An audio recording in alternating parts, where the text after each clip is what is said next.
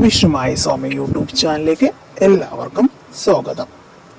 നമ്മൾക്കെല്ലാം പല പല ആഗ്രഹങ്ങളും സ്വപ്നങ്ങളൊക്കെയാണ് ഉള്ളത് അല്ലേ. അപ്പോൾ മനസ്സിൽ പല ആഗ്രഹങ്ങളും നമുക്ക് എല്ലാവർക്കും ഉണ്ടാകും.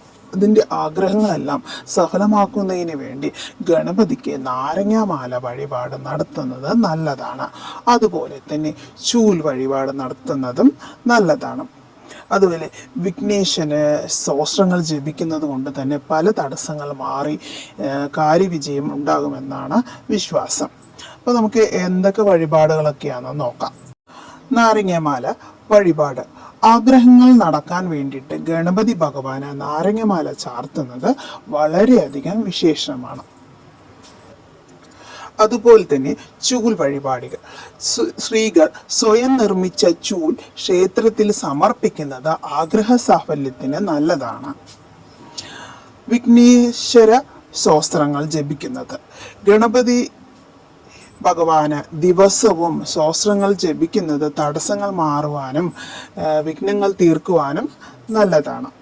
ആഗ്രഹങ്ങൾ നടക്കുന്നതിന് വേണ്ടിയിട്ട് കാര്യവിജയത്തിനുമായി ഗണപതി ക്ഷേത്രങ്ങളിലും വിഷ്ണു ക്ഷേത്രത്തിലും ശിവക്ഷേത്രത്തിലേക്ക് വഴിപാടുകൾ നടത്തുന്നത് നല്ലതാണ്.